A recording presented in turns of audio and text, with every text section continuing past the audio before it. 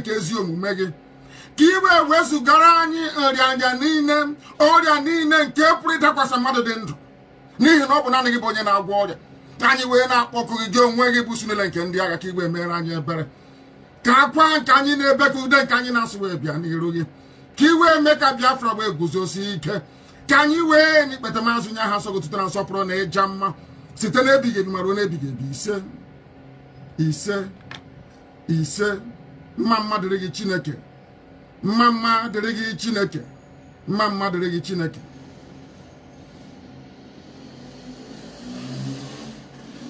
Thank you so much for joining me on my program once again. I appreciate you wherever you're connecting from. If you have not subscribed to my channel, please kindly subscribe to my channel. Click the notification bell so that you notified each time I upload a video. You will be among the first to receive it. Thank you so much and remember, in this channel, we are talking about the freedom of the people. We are not preaching hate. We are not talking against anybody. We're not talking against anybody. We are not talking against any religion or tribe. But what we are asking is that you live and let live. But for those who have said we will not live, we will never let them be. We are ready to defend ourselves by all means possible. Through the grace of Chukwukabiama, we will not allow ourselves to be used as instrument of bargain. We will not allow our life to be used for peace. No, we won't allow it. That is why we are speaking up. You have to speak up also. Use your platform. Everybody who is an indigenous tribe in that contraction called Nigeria, speak up. The war is against all of us. It is not just against Biafra, not just against the Ruduan. It is against every indigenous tribe in the contraction called Nigeria. That is why you have to speak up. Speak up before it is too late. Speak up for the Biafrans. Look at the prayer that IPOB MAZI NNAMDI KANU asked us to pray. If you have not joined, please join the prayer. That is the only way to get you connected to him at all times and hear from him so that you not be confused. We are moving on. It doesn't matter what they do. It doesn't matter the strategy they bring. We shall surely overcome. We know there are a lot of forces fighting against us. More especially those of us in Biafra land. A lot of forces are fighting against us. A lot of confusions everywhere.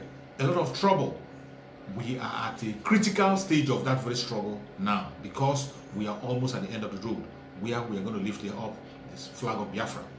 Biafra has already been actualized. We are waiting for the pronunciation of Biafra. That is why you have to be steadfast and stronger.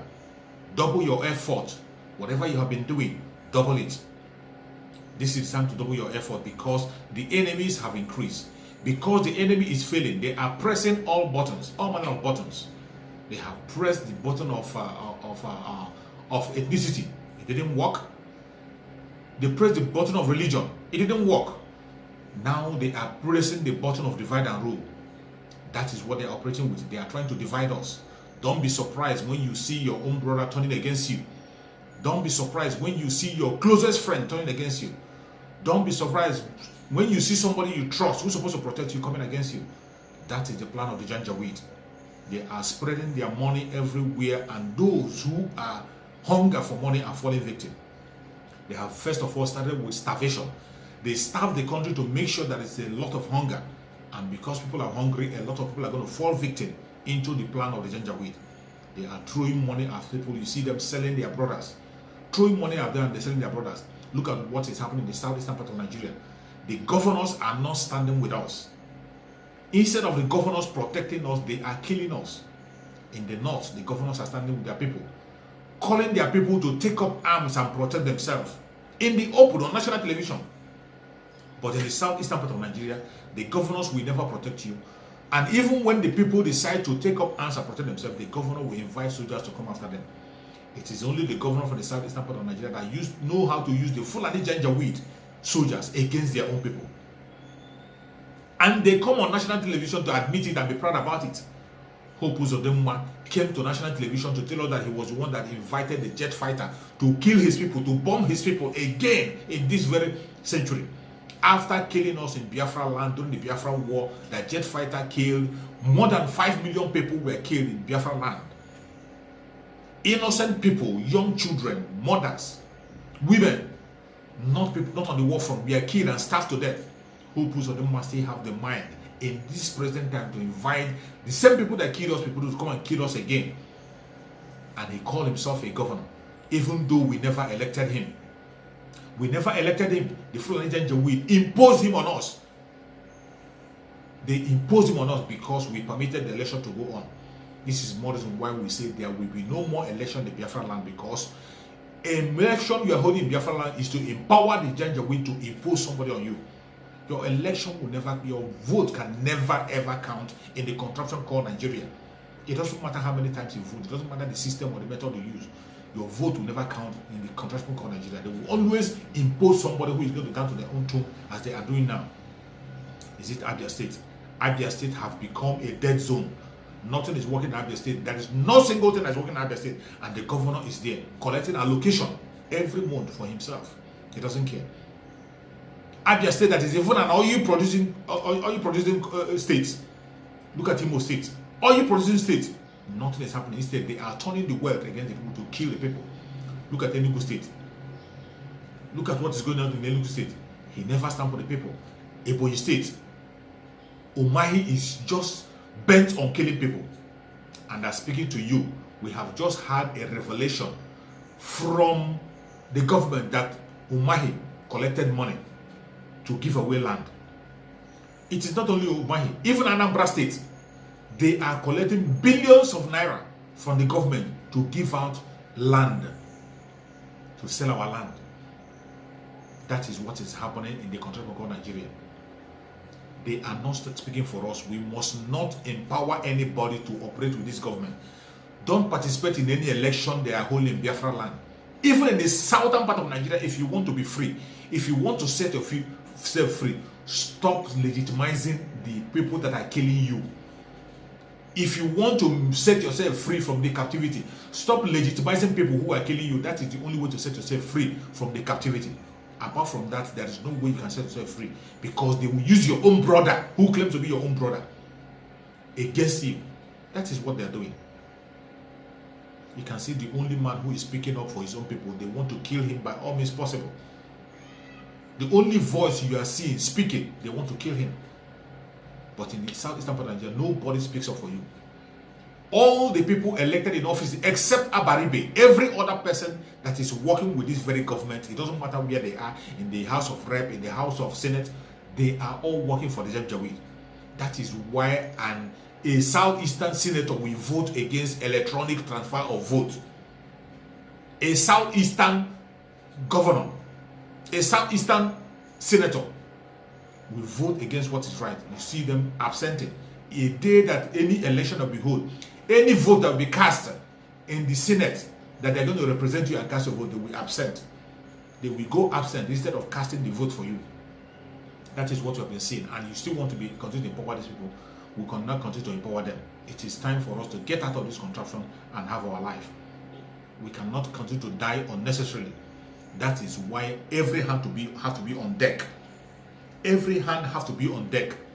We cannot continue to empower these people. It doesn't matter what they do. The government of the Janjaweed do not mean well for anybody.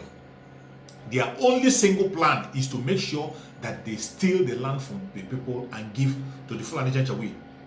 You can see the attack they have on their NDA, Nigerian Defense Academy. Shamelessly, they were announcing that Nigerian Defense Academy was attacked by bandits, people they call bandits. People they call bandits attacked Nigerian Defense Academy, one of the most secured places in Nigeria.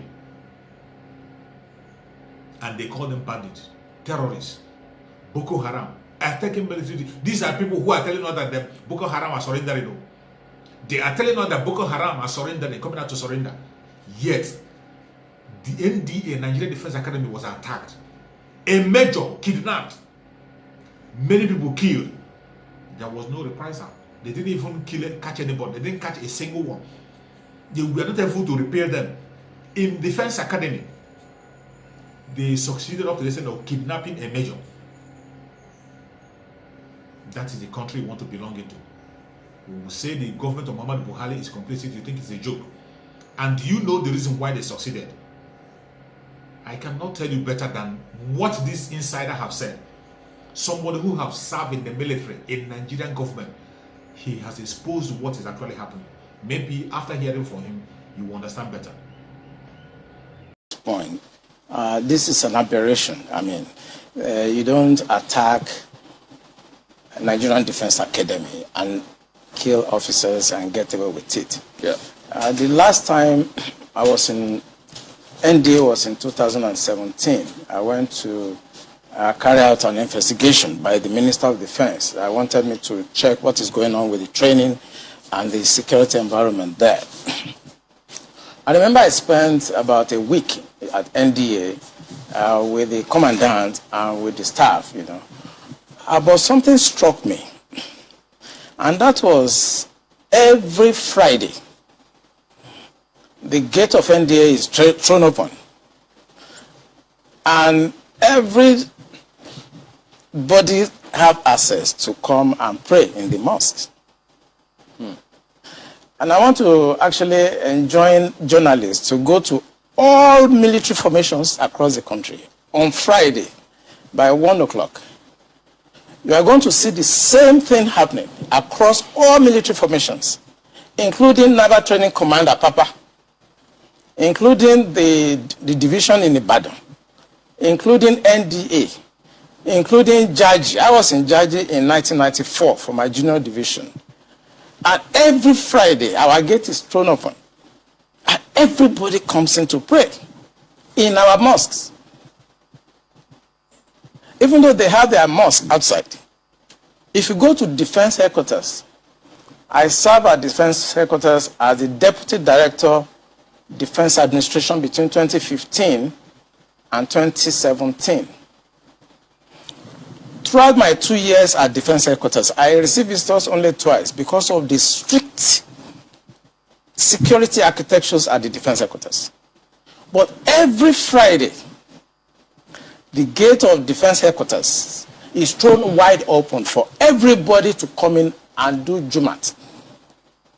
That is the time the terrorists have the time to profile our security environment. Has that always been the case? It has always been the case. I've served the military intelligence for the past 35 years. It has always been the case. Our problem is religion and social-cultural. I mean, people will expect me to come here and start talking about kinetics, about operation and so on. I've been an operational commander all my life. I've commanded warships, I've commanded troops, I've commanded men outside Nigeria and so on. But I'm not going to come to your station to discuss kinetics. The problem is not kinetics. In 2017, 2016, I'm always a member of the Security and Intelligence Brief at the Defense Headquarters. I told them, General Lawrence Shakin then, that the challenge we have in this country cannot be solved the same way we solved the problem of Niger Delta.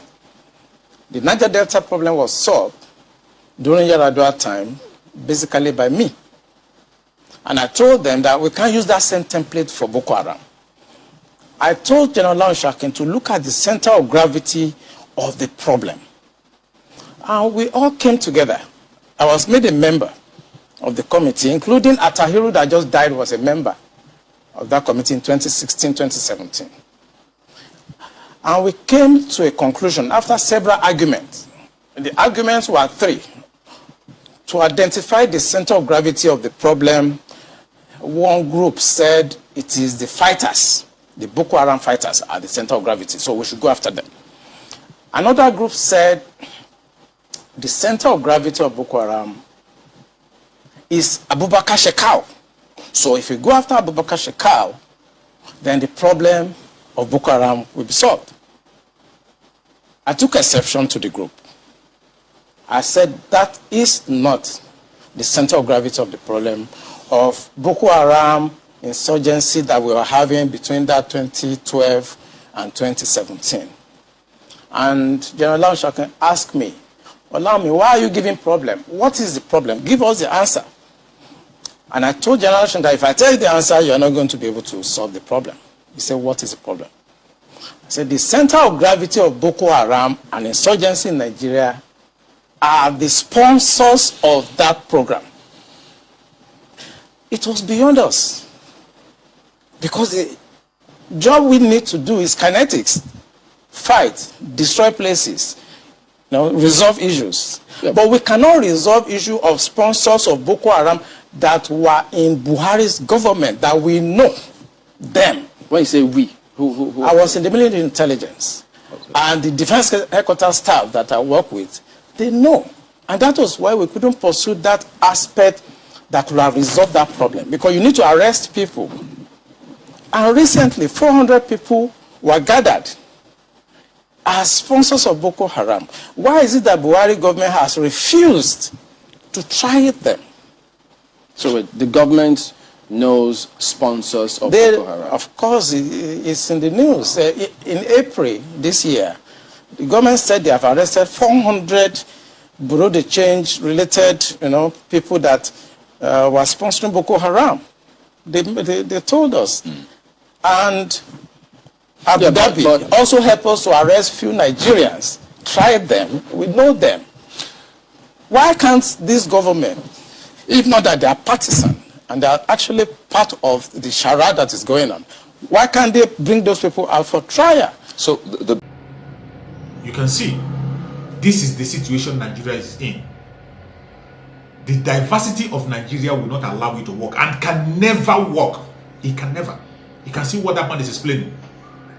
That the most secure place you have in contraption called Nigeria, they use it as a place to pray.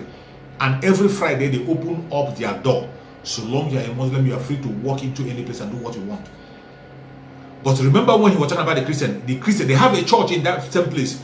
You dare not see any Christian walking there to go and pray. But the people who feel that they are in power, who feel that they own the country, even though they have a mosque outside, will choose to pray inside the barrack, the most secure place, causing insecurity. And you are asking, why is Nigeria not secure? You are telling me that Nigeria is going to succeed. How can this kind of a country succeed? A country where they are playing double standard. They play double standard, even at the expense of people's life. The people in the southern part of Nigeria continue to pay for what they do not know anything about. They continue to make us pay for what we don't know about. Look at the way they are making everywhere insecure.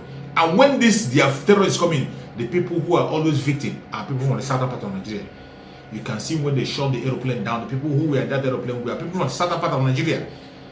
Each time there's killing, attacking in the barracks, attacking in the military, they are killing people from the southern part of Nigeria, making us a victim of what we do not know about, what we do not bargain for, and you still want to be part of this very contraption. God forbid, Biafrans are out already, and I believe Ududuans are out also. The southern part of Nigeria do not want to be part of this contraption anymore. And if you're one of those who is still talking about Nigeria, go and pay with your own blood and leave us alone. We are done. We are done. We don't want to be part of it anymore. You and I and every well-meaning human being know that the diversity in Nigeria cannot allow that country to function. The best thing to do is to break it up. People will go their separate ways and practice what they want to practice. If you want to make your barrack, turn your barrack into a mosque, do it. Nobody will stop you. But you cannot be in a secular country and you begin to practice some idiotic thing that will risk life for the innocent people who do not know for what they did not bargain for. Today, the country is so insecure that nobody is safe. And as they have handed over the north to the terrorists because of the carelessness, they are now trying to push them down to the southern part of Nigeria and make sure that we cannot be able to protect ourselves. As all this kind of insecurity, killing of military people or whatever is happening in the northern part of Nigeria, you have never seen here that the military went to invade the place to attack. They never go for invasion. They never go to take revenge. They never go to attack. Instead, the military are still focused on the southeastern part of Nigeria, which is the most peaceful place in Nigeria. They are still focused on southeast. What are they doing in the southeast? Killing innocent people. There has never been any time mentioned that ESN kidnapped somebody and asked for ransom. There has never been a time they mentioned that ESN kidnapped anybody. They have not even killed any innocent military man. They have not killed any police. They don't kill. They are only fighting against the terrorists who are come to take over the land. That is the duty of the ESN. When Mazi Nnamdi Kanu launched ESN, he made it clear that the duty of ESN is to fight in the bushes, to continue to fight against the terrorists and make sure they do not take away the land. That is the duty of ESN, and that is what they have been doing from that time till date. But yet, the government of Nigeria have sent their military to kill these people and destabilize them for no just cause. And the governors are there watching. They are not talking. The elites who call themselves elites and they are talking. They're not saying anything. The people who call themselves the GOs in the religious group are not saying anything. Are you talking about the celebrities? Celebrities are going about their programs as if nothing is happening. They don't care. They will never talk until their own brother or somebody who is close to them is being kidnapped or killed. That is when they will know that something is wrong. But as it's happening, no celebrity use his or her platform to speak of the plight of the people, of the indigenous people of Nigeria. It is a shame. It is a shame. It continues to happen and nobody is doing anything. We say enough is enough and we cannot be part of it anymore. We can't be part of it. The bunch of unintelligent people, the bunch of clueless people, greedy and selfish people we have in the government, more especially in the southeastern part of Nigeria, those who are in the government. We want a system that works for us, and that is what we are for. We are going to pursue it with every strength we have. Referendum now. That is what we want, and nothing else. It doesn't matter what they do. It doesn't matter what they say. They will kill us. We will kill them. At the end of the day, Biafra is already here. Biafra is here. We are waiting for IPOB MAZI NNAMDI KANU to come out and take us to Biafra, and he is coming out very, very soon. We are not scared. We are not weak. We are not shaken. You can't distract us. The destination is Biafra, and we must get into Biafra. We are ready to get into Biafra. The Biafrans have shown that they are more than ready. You can see the way they are operating, sitting at home, through the command of Chukwuka himself. They are following IPOB MAZI NNAMDI KANU, speaking the voice of IPOB MAZI NNAMDI KANU, because what is happening outside now is exactly what IPOB MAZI NNAMDI KANU will do for others. He has been fighting for every tribe, every indigenous tribe, every oppressed person in the country called Nigeria. Now it is our turn to fight for him, and we have to speak up. He must surely come out. It doesn't matter what the governors do, it doesn't matter what they say. Our IPOB MAZI NNAMDI KANU must surely come out very, very soon. May Chukwuka continue to protect IPOB MAZI NNAMDI KANU. May Chukwuka continue to guide IPOB MAZI KANU, bring him back to us very, very soon, so that we can walk into Biafra with our head lifted high and sing the national anthem of Biafra in joy. Very, very soon, we shall all rejoice in that land that flows with milk and honey. A land that Chukwuka has given us. Nobody will take it from us. Thank you so much for watching wherever you are watching from, and remain blessed. Bye-bye. See you again on the next video.